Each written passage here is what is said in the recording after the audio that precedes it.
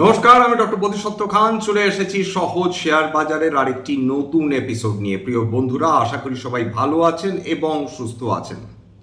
দেখুন, এশীয় বাজারগুলো তুমুল পারফরমেন্স দেখিয়ে চলেছে, দারুণ উত্থান দেখিয়ে চলেছে। আমেরিকার সমস্ত ইন্ডাইসেসগুলো, Nasdaq, Dow Jones, Standard and Poor's, তারা দুর্দান্ত পারফরমেন্স করে চলেছে বিগত বহু বছর ধরে। বিশেষত নজর রাখতে হবে ন্যাসড্যাক, যেটা টেকনোলজি হেভি কোম্পানিজ দিয়ে ভর্তি। ভারতবর্ষের কি হচ্ছে? ভারতবর্ষ ঠিক উল্টো পথে হাঁটছে।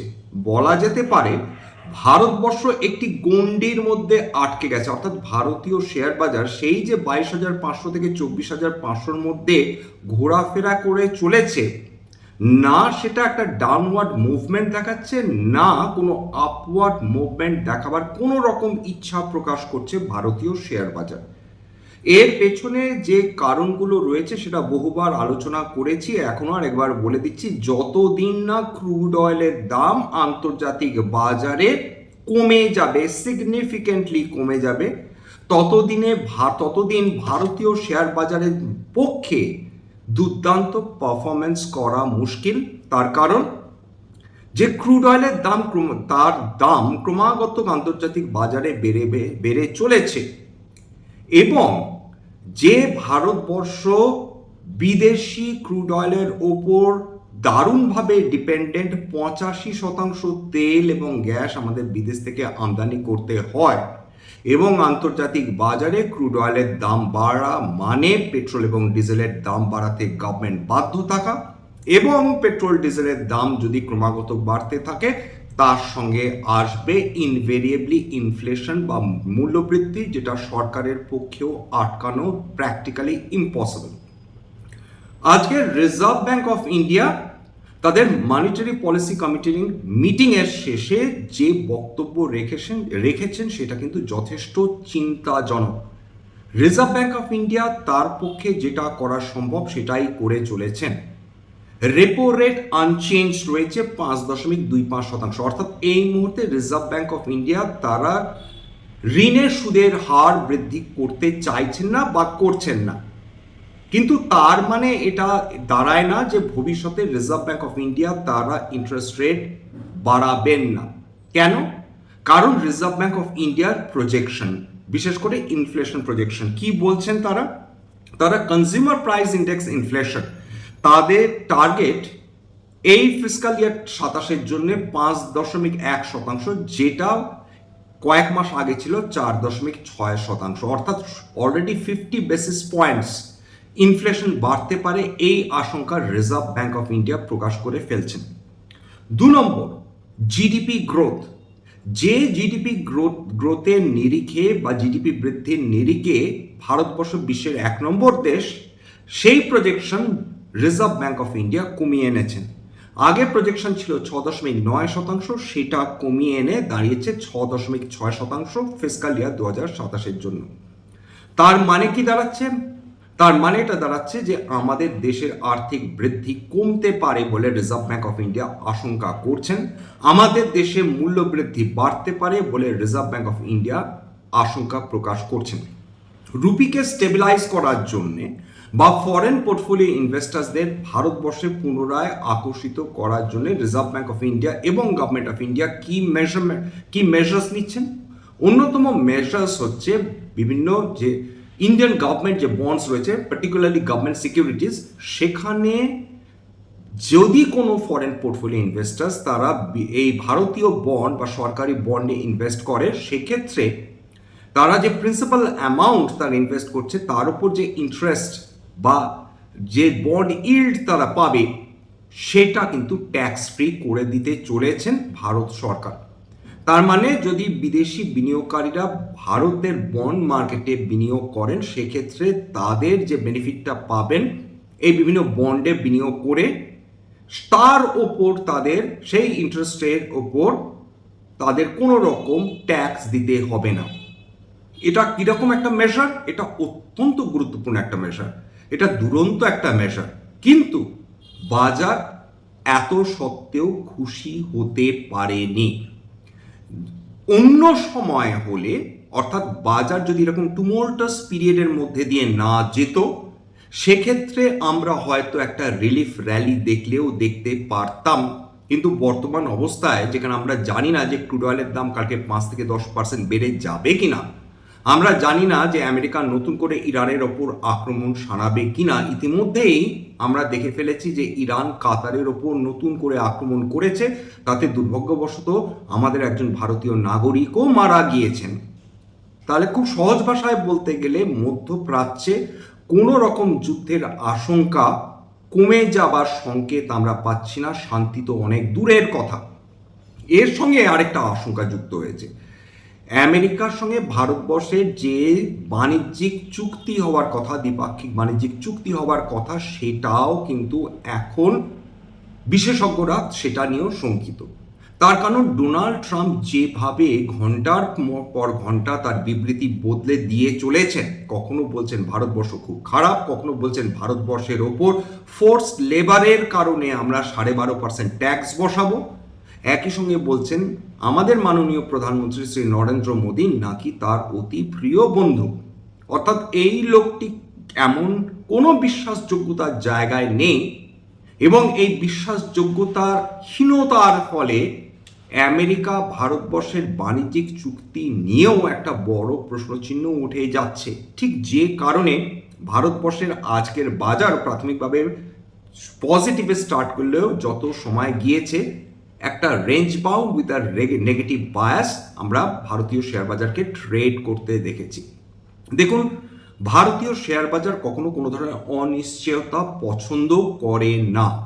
হয় বাজার খুব খারাপ সময়ের মধ্যে দিয়ে যাবে, সেরকম একটা বাজার ভালো বিনিয়োগকারী এবং সেটাদের জন্য, অথবা বাজার খুব ভালো সময়ের মধ্যে দিয়ে যাচ্ছে, একটা নির্দিষ্ট দিকে যাচ্ছে, সেটাও ভারতীয় শেয়ার বাজারের জন্য ভালো।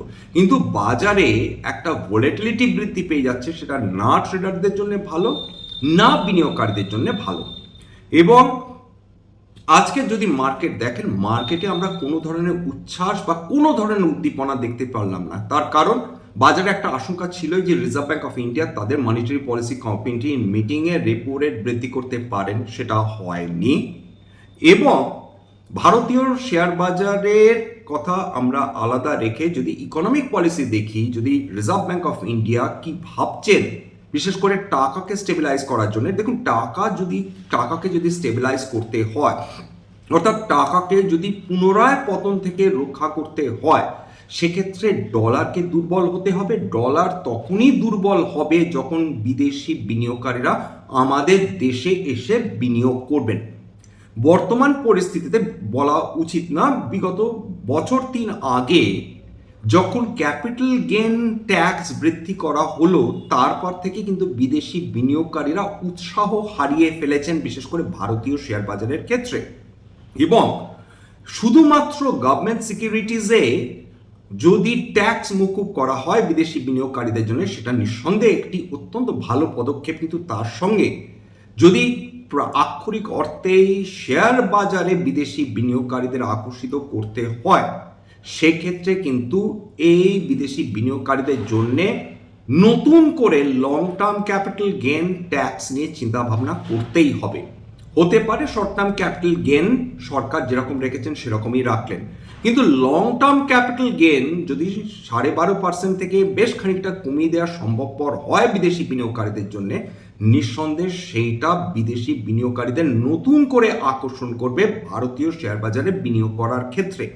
এই মুহূর্তে ভারতীয় শেয়ার বাজার না অতি চড়া দামে ট্রেড করছে, না ভীষণ সুলভ মূল্যে ট্রেড করছে। অর্থাৎ ভারতীয় শেয়ার বাজার একটা মিডল একটা অবস্থার মধ্যে রয়েছে, যে অবস্থার দিকে না বিদেশি বিনিয়োগকারীরা আকর্ষিত হচ্ছেন, না ভারতীয় বিনিয়োগকারীরা উচ্ছ্বাসের সঙ্গে বিনিয়োগ করতে পারছেন। খুব সহজ ভাষায় বলতে গেলে, যদি মার্কেটের সুযোগ সৃষ্টি করতে হয়, তাহলে ভারতীয় শেয়ার বাজারকে একটা সিগনিফিক্যান্ট কারেকশন দেখতে হবে, যেটা এই মুহূর্তে আমরা দেখতে পাচ্ছি না। অথবা এমন একটা পরিস্থিতি সৃষ্টি করতে হবে যেখানে জিওপলিটিক্যাল টেনশনস প্র্যাকটিক্যালি নেই বললেই চলে। মানে রাশিয়া ইউক্রেন সন্ধি হলো, ইরান আমেরিকা সন্ধি হলো, মধ্যপ্রাচ্যে স্ট্রেট অফ হরমুজ খুলে গেল, ক্রুড অয়েলের দাম ক্র্যাশ করলো, এইগুলো কিন্তু জিওপলিটিক্যাল কন্ডিশনের কারণে এই ধরনের ম্যাক্রো ইকোনমিক ইভেন্টসগুলো ভারতীয় শেয়ার বাজার তথা ভারতীয় অর্থনীতির দারুণভাবে ক্ষতি করে চলেছে। যাক, এইবার আজকের যে মূল স্ক্যান্ডালের কথা সেটায় আসি, সেটা হচ্ছে রাজেশ এক্সপোর্টসকে নিয়ে। দেখুন, রাজেশ এক্সপোর্টস ভারতবর্ষের সবচেয়ে বড় ডায়মন্ড এবং জুয়েলারি এক্সপোর্টিং কোম্পানি ছিল বিগত প্রায় 2 দশক ধরে। দারুণ ট্রাস্ট ছিল, অর্থাৎ দারুণ ভরসা ছিল এই কোম্পানিটির প্রতি। এবং খেয়াল করে দেখুন, আপনাদের একটা তথ্য দিচ্ছি যেখানে বুঝতে পারবেন যে কিভাবে বিদেশি বিনিয়োগকারীরা এবং অর্থাৎ ডিআইআইস এবং এফআইআইস দুজনেই সমান্তরালভাবে দারুণ করে কিন্তু বিনিয়োগ করে গেছেন এই কোম্পানিটার শেয়ারসে। এবার চলে আসি হচ্ছে রাজেশ এক্সপোর্টসের মূল যদি শেয়ার হোল্ডিং প্যাটার্ন। 50% উপর শেয়ার তাদের প্রমোটারদের হাতে রয়েছে, কিন্তু ফরেন ইনস্টিটিউশনাল ইনভেস্টার্সরা বিগত বহু বছর ধরে প্রায় 14% হোল্ড করে রয়েছেন এই কোম্পানিতে। এবং তার সঙ্গে যদি ডোমেস্টিক ইনস্টিটিউশনাল ইনভেস্টার্স দেখেন, তারাও কিন্তু প্রায় 10% ইনভেস্টমেন্ট করে রেখেছেন এই কোম্পানিতে। তার মানে বোঝা যাচ্ছে কোম্পানিটার বর্তমান মার্কেট ক্যাপিটাল মাত্র 2900 কোটি টাকা। এটা কেন বারবার বলছি, এটা মাথায় রাখতে হবে যে এইখানেই আমরা কেলেঙ্কারিটা ধরতে পারবো। একটা অতি ক্ষুদ্র কোম্পানি হিসেবে পর্যবেসিত হয়েছে রাজেশ এক্সপোর্টস। 2936 কোটি টাকা আজকের শেয়ার মার্কেট বন্ধ হওয়ার পর মার্কেট ক্যাপিটাল। কিন্তু এই যে কোম্পানিটা, এর রেভিনিউ দেখুন, রেভিনিউ মানে সে কত রোজগার করেছে, প্রফিট নয়, কিন্তু প্রফিট আলাদা। প্রফিটের দিক থেকে রাজেশ এক্সপোর্টসের হাঁড়ির হাল হয়ে রয়েছে বিগত 5টা কোয়ার্টারে। কখনো প্রফিট দেখায়, কখনো লস দেখায়। যেমন জুন কোয়ার্টার 2025-এ 10 কোটি টাকার লস, আবার মার্চ 2026-এ 54 কোটি টাকার লস, সেপ্টেম্বর 2025-এ 104 কোটি টাকা প্রফিট। লাম্পি প্রফিটের কোনো নির্দেশ নেই, সেটাও গুরুত্বপূর্ণ না কত প্রফিট করলো। রেভিনিউটা দেখুন, মার্চ 2025 রেভিনিউ 1,99,190 কোটি টাকা। একটা 2000-3000 কোটি টাকার কোম্পানি সে 2 লক্ষ কোটি টাকা করে, গড়ে বলছি 2 লক্ষ কোটি টাকা করে সে প্রত্যেক 3 মাসে সে বিক্রি বাটা চালিয়ে যাচ্ছে, সন্দেহ হয় না। 2 নম্বর, এটা তো গেল মার্চ 2025-এ 1,99,190 কোটি টাকার তার বিক্রি। জুন 2025-এ 1,31,542 কোটি টাকার তার বিক্রি বাটা বা রেভিনিউ। সেপ্টেম্বর 2025-এ 1,75,212 কোটি টাকা, ডিসেম্বর 2025-এ 2,35,098 কোটি টাকা, এবং মার্চ 2026-এ 2,36,864 কোটি টাকার কেবলমাত্র রেভিনিউ। খরচ কত হয়েছে চমকে যাবেন। যত রেভিনিউ এসেছে ঠিক ততটাই খরচ, অর্থাৎ 2,37,000 কোটি টাকার খরচ কেবলমাত্র মার্চ 2026-এ। কোথা থেকে ভাই? 2,36,864 কোটি টাকার তুমি রেভিনিউ দেখাচ্ছ, 2,37,089 কোটি টাকার তুমি খরচ দেখাচ্ছ। কিসে খরচ করলে? এই যখনই প্রশ্নটা উঠছে কিসে খরচ করলে, তখনই ধরা পড়ে যাচ্ছে যে কোথাও না কোথায় ঘাপলা হয়েছে, স্ক্যাম হয়েছে, যেটা সেবি ধরে ফেলেছে। সেবি কি বলছে? সেবি বলছে তোমরা ফিনান্সিয়াল মিসম্যানেজমেন্ট করেছো, খুব বড় বড় স্ক্যান্ডাল। সেবি বলছে যে তোমরা বাড়িয়ে চড়িয়ে তোমরা রেভিনিউ তোমাদের দেখিয়েছো, অর্থাৎ বিক্রি বাটা যা হয়নি তার বহুগুণ বেশি বাড়িয়ে দেখেছো। সেবি বলছে যে তোমরা ফিসকাল ইয়ার 2021 থেকে 2025-এ 15,15,000 কোটি টাকা, অর্থাৎ মোটামুটি টিসিএস এর মার্কেট ক্যাপিটালের সমান তোমরা রেভিনিউ বাড়িয়ে চড়িয়ে দেখেছো। এটা কিন্তু লস নয়। অর্থাৎ কিছু মানুষ বলছেন এলআইসির মারাত্মক ক্ষতি হয়ে গেছে, কানাড়া ব্যাংকের মারাত্মক ক্ষতি হয়ে গেছে, রাজেশ এক্সপোর্ট 15,15,000 কোটি টাকা চুরি করেছে। না, রাজেশ এক্সপোর্ট 15,15,000 কোটি টাকা চুরি করেনি। তারা দেখিয়েছে যে তাদের 15,15,000 কোটি টাকার বিক্রি বাটা হয়েছে, যেটা আদপেও হয়নি, কেউ ক্ষতি হয়নি। অর্থাৎ এই যে অ্যামাউন্টটা দেখানো রয়েছে, এটা একটা স্ক্যান্ডাল, যেটা মনে করবেন যে 2008 সালে সত্যম এই কেলেঙ্কারিতেই ফেসেছিল। অর্থাৎ রামলিঙ্গম রাজু, তিনি সত্যামের যে সেলস হয়েছিল তার থেকে বহুগুণ বেশি বাড়িয়ে দেখিয়েছিলেন। কেন?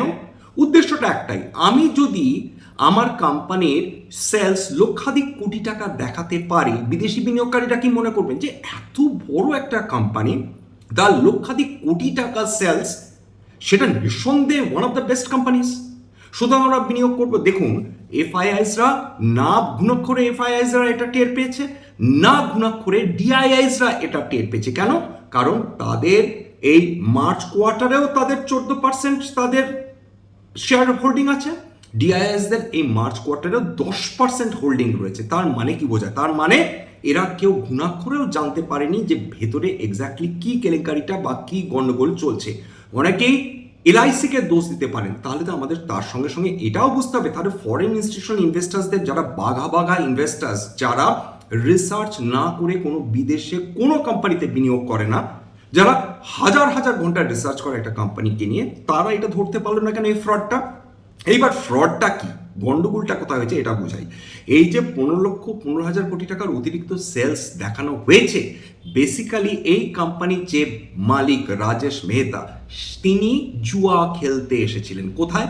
ডিরাইভেটিভস মার্কেটে, অর্থাৎ যেভাবে ফিউচার্স এবং অপশনসে বহু বিনিয়োগকারী বহু টাকা লাগিয়ে ফেঁসে যান, এই ভদ্রলোক খেয়াল করে দেখুন, তিনি মনে রাখবেন যে ইনি কোম্পানির মালিক বটে, তিনি কোম্পানি থেকে যত্রতত্র যেমন খুশি টাকা তুলতে পারেন না। কোম্পানি আলাদা, তার অস্তিত্ব আলাদা। তিনি share holder, majority share holder, কিন্তু তিনি কোম্পানির অ্যাকাউন্ট থেকে টাকা তুলতে পারেন না। এই ক্ষেত্রে তিনি এক্স্যাক্টলি তাই করেছেন বলে সেবি অভিযোগ করছে। অভিযোগ এখনো প্রমাণিত হয়নি। এবং কি বলছেন সেবি বলছেন যে কোম্পানির অ্যাকাউন্টে যে টাকা ছিল, সেই টাকাটা এই মালিক নাকি নিজের অ্যাকাউন্টে নিয়েছেন, সেই টাকাটা নিয়ে তিনি গোল্ড ডিরাইভসে ফাটকা খেলতে গিয়েছিলেন বা জুয়ো খেলতে গিয়েছেন। ফল কি হয়েছে কি মনে করছেন?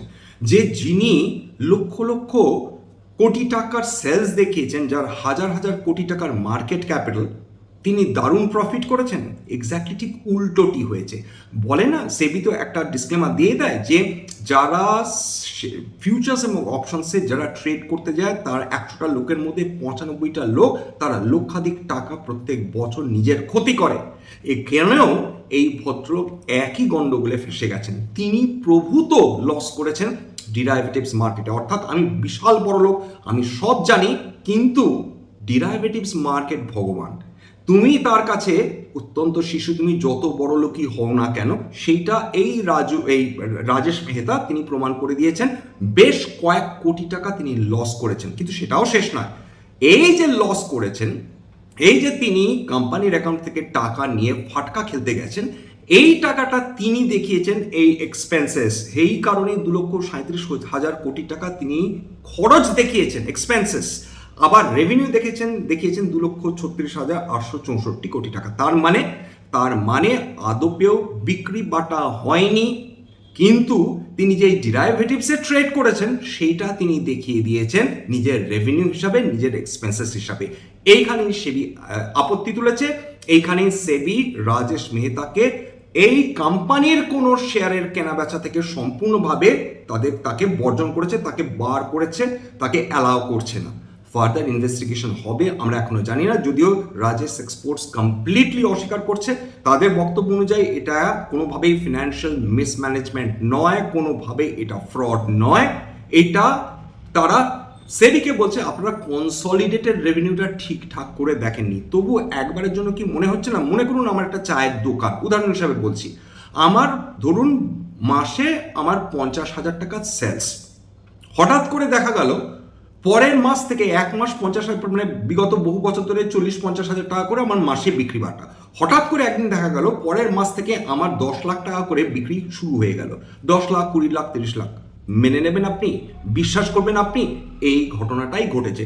তবে যত বিশেষজ্ঞ তারা প্রশ্ন করছেন যে এত বড় স্ক্যান্ডাল কেন ধরা পড়লো না আগে? খুব স্বাভাবিক একটা প্রশ্ন। এই প্রশ্নটা সবার মনের মধ্যেই থাকবে। দেখুন, এলআইসিকে নিয়ে যে কারণে প্রশ্নটা উঠছে, কারণ এলআইসির বিপুল পরিমাণ ইনভেস্টমেন্ট রয়েছে মোটামুটি। তবে এলআইসির যে মার্কেট ক্যাপিটাল, অর্থাৎ কয়েক লক্ষ কোটি টাকা, তার তুলনায় পিনার্স বলা যেতে পারে, হার্ডলি কোনো ইনভেস্টমেন্ট। অর্থাৎ যদি রাজেশ এক্সপোর্টসের 2,936 কোটি টাকার যদি তার টোটাল মার্কেট ক্যাপিটাল হয়ে থাকে তার কয়েক পার্সেন্ট মাত্র হচ্ছে এলআইসির হাতে রয়েছে। খুব বেশি হলে 150 থেকে 200 কোটি টাকার মতন ইনভেস্টমেন্ট রয়েছে এলআইসির কাছে। অর্থাৎ এলআইসি যেটা প্রতি ঘন্টায় রোজগার করে সেটা রাজেশ এক্সপোর্টসে ইনভেস্টমেন্ট করা রয়েছে। একই কথা খাটে কানাড়া ব্যাংকের ক্ষেত্রে। সুতরাং যেভাবে মিডিয়া দেখাচ্ছে 15,000 কোটি টাকা লস হয়ে গেল, ভুল কথা, ভুল তথ্যে বিভ্রান্ত হবেন না। বাস্তবটাকে কিন্তু আপনাদের প্রত্যেককে বুঝতে হবে, বাঙালি বিনিয়োগকারীদের বুঝতে হবে। যাই হোক, এখানে শেষ করছি। স্ট্যান্ডার্ড ডিসক্লোজার, এই কোম্পানিতে আমার বা আমার পরিবারের কোনো ধরনের ইনভেস্টমেন্ট নেই। এবং স্ট্যান্ডার্ড ডিসক্লেমার হচ্ছে এটা কেবলমাত্র একটা এডুকেশন চ্যানেল, বাঙালি বিনিয়োগকারীদের ইনভেস্টার অ্যাওয়ারনেস বৃদ্ধির জন্য। এখানে কোনো ধরনের কোনো শেয়ারে buy sell recommendation, suggestion, advice এমনকি ইনফ্লুয়েন্স করার প্রচেষ্টা নেই। আমার কথা শুনে যদি কোনো শেয়ার বা কোনো অ্যাসেটে বাই সেল সিদ্ধান্ত নেন, ক্ষতির মুখোমুখি হতে পারেন। সুতরাং সবসময় একজন সেবি রেজিস্টার্ড ইনভেস্টমেন্ট অ্যাডভাইসারের পরামর্শ নেওয়ার চেষ্টা করবেন বা নিজে রিসার্চ করবেন, সেক্ষেত্রে আপনারা উপকৃত হলেও হতে পারেন। সবশেষে যেটা বলি, যদি এই ধরনের এপিসোড আপনাদের ভালো লাগে প্লিজ একটা লাইক দেবেন, প্লিজ সাবস্ক্রাইব করবেন, এবং যদি সত্যি মনে আমার বাঙালি ভাই বোনদের জীবনে একটুখানি ভ্যালু অ্যাড করতে পেরেছি, নিজের গ্রুপে শেয়ার করে দেওয়ার চেষ্টা করবেন। নমস্কার।